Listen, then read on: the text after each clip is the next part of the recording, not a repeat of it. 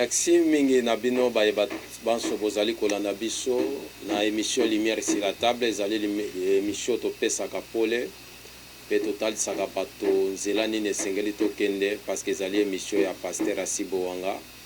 Vous savez biso ba pasteur tozalaka na mpona kopesa bato lumière na makambo ezali kotungisa biso na kati ya société.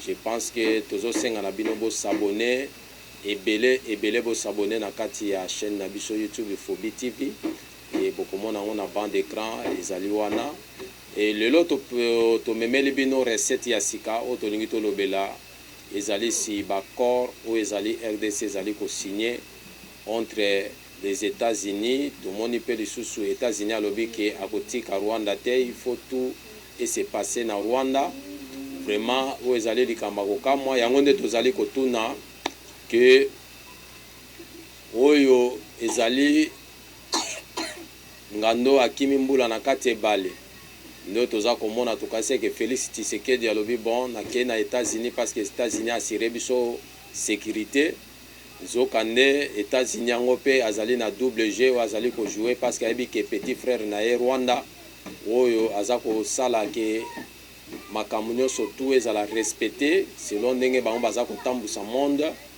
Et là, tokolobela yango, voilà accord Oeza kozala signé bientôt là entre la RDC et le Rwanda et aussi les États-Unis.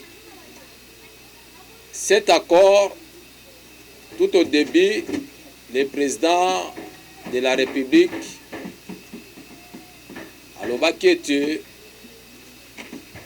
accueilli ko signé l'accord na États-Unis d'Amérique. On a États-Unis de retour assurer biso sécurité. Wane zali kote kamboka te ne mutuna tozali komituni. Ezali kote kamboka. C'est pour cela tolingi to sololana bino banso to mekape ko réfléchir sur accord wana. États-Unis a joué richesse, bisoto bapesa biso sécurité. Waouh! Là vraiment, tous on a qu'eza clarté. Tout le bakango toujours, ba politicien tango ba signaka ba accord. Ba yebisaka peuple te que to signer boy. Tala accord ango eza boye. Mais tango yaka kobeba yindi et comme ke peuple botel ma pobo bundela mboka na bino. Mais tant accord ezo la signer, tant ba négociation ezo salema.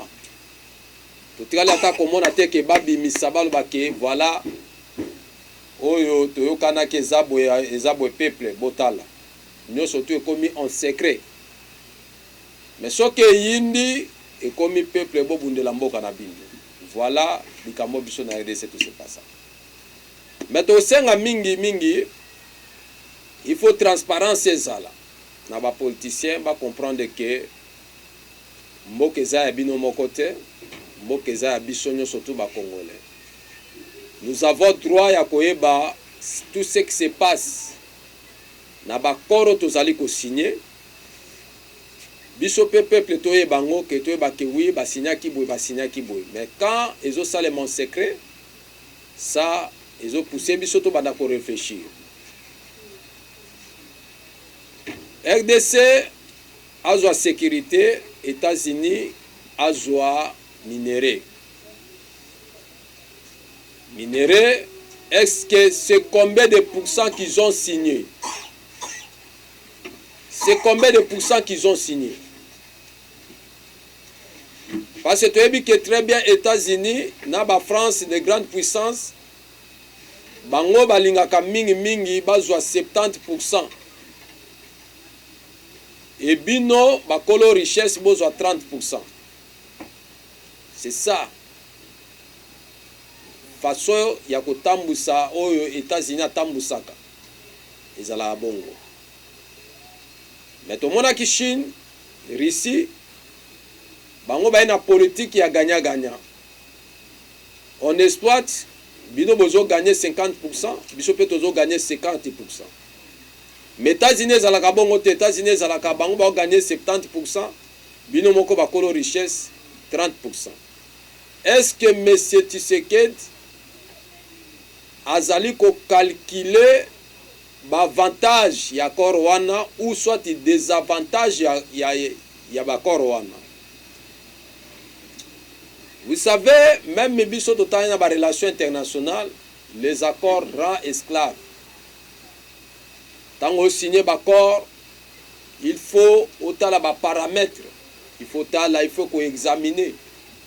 Ce n'est pas sous émotion qu'on signe l'accord. On signe les accords, il faut réfléchir autant la paix à venir à Mok.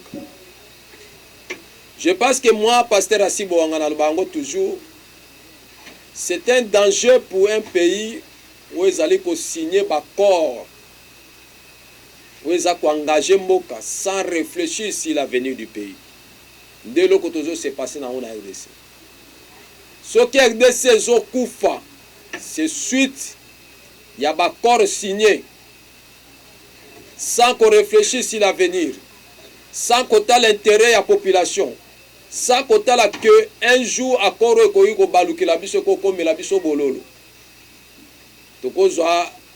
il y a 2019, à l'époque de Joseph Kabila, yango yonde ezalaka réclamer ti lelo yo na ba groupe rebelle. Tozui ba CNDP, tozui ba nani ba songolo ba M23 ba yei. À cause ya ba corps. Et lelo tozo signé na États-Unis. Ouazali lokola Lyon. Vous savez Lyon, il y a une grande partie.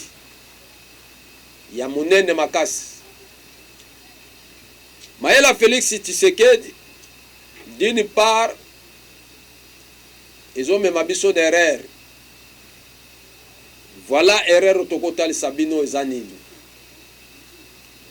Cet accord est qu'on fait soumettre bisso de génération en génération.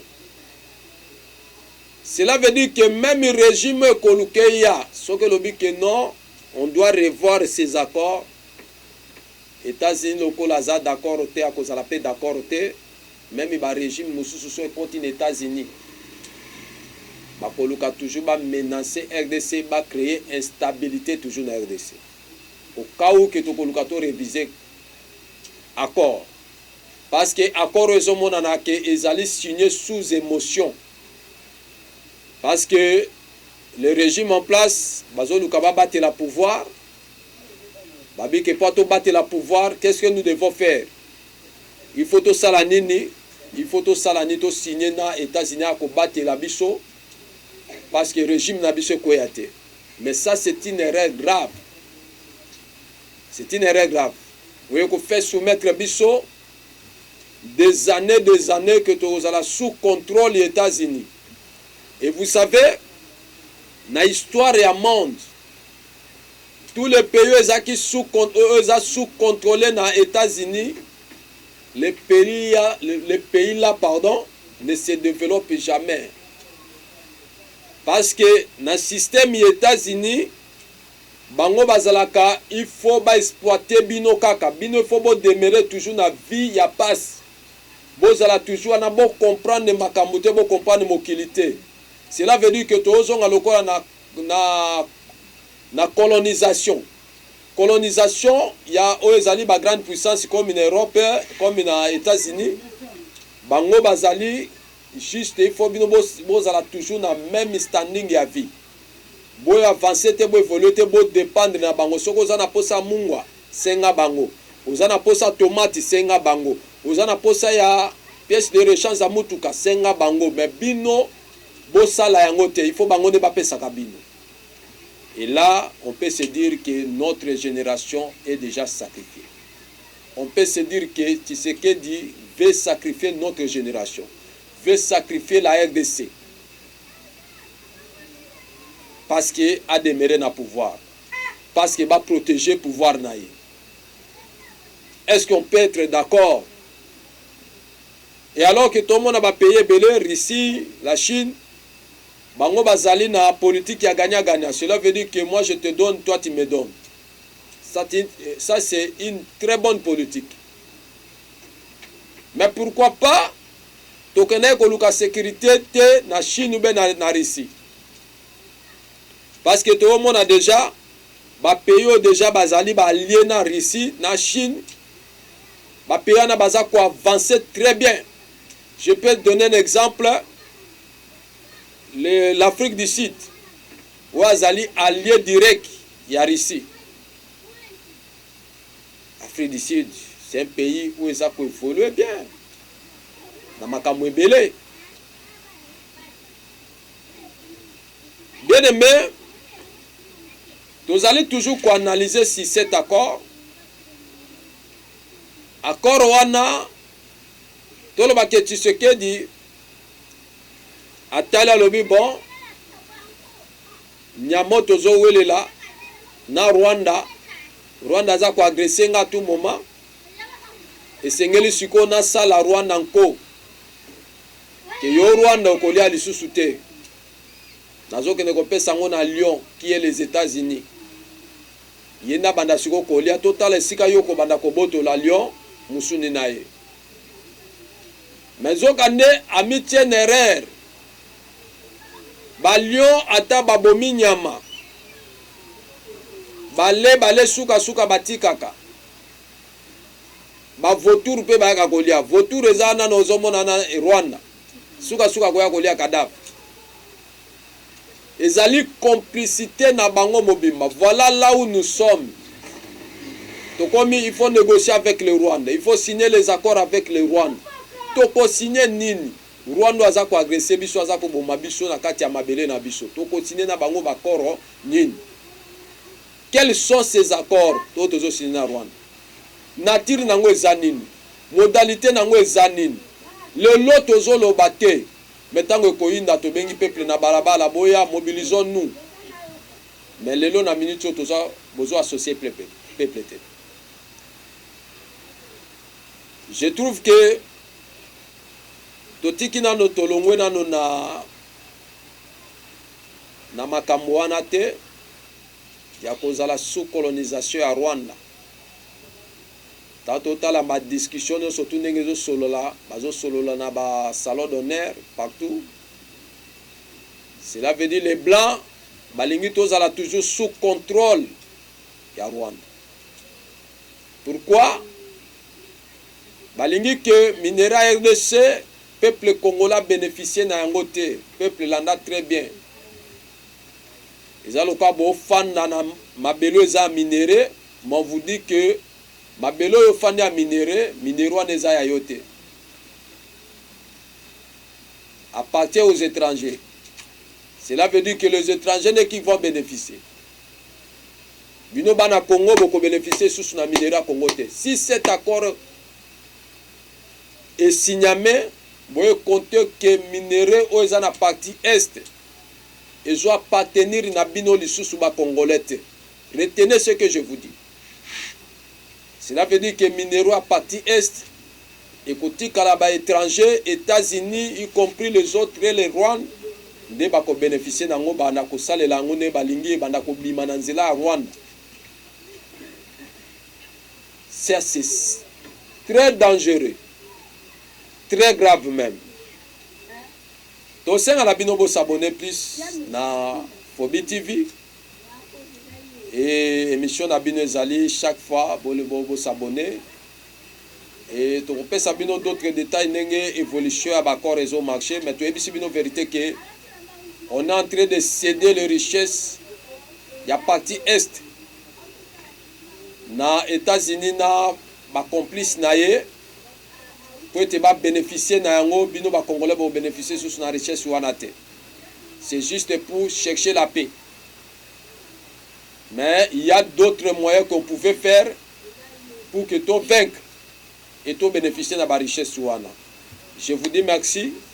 On se retrouve à la prochaine fois.